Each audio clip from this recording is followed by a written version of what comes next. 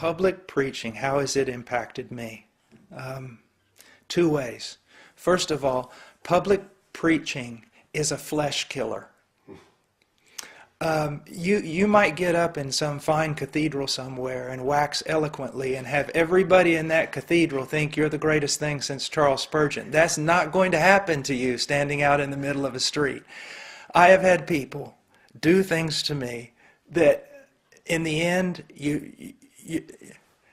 the whole world is looking at you as a clown. And it is a great way to see your flesh just crumble up and die.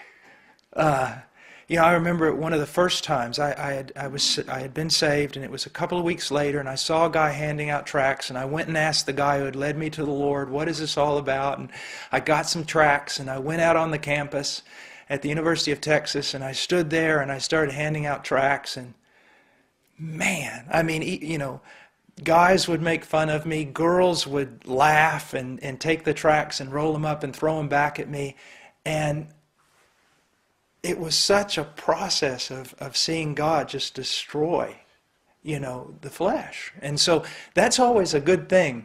It's always a good thing. Secondly, it helps me in the sense that,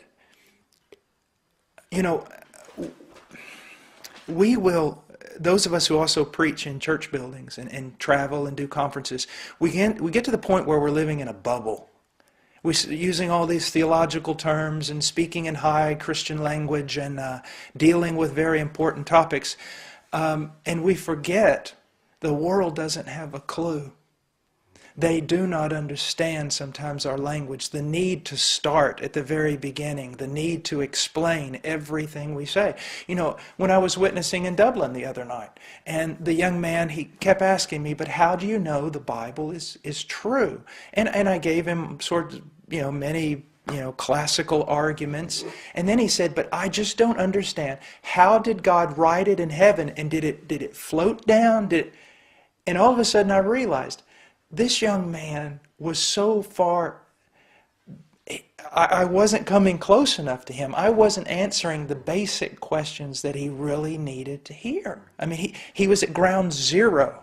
He knew more about anything than the gospel. And so it made me think once again, look at your culture. Where are they? Where do you have to start with them? And that helps me when I'm also preaching in a church.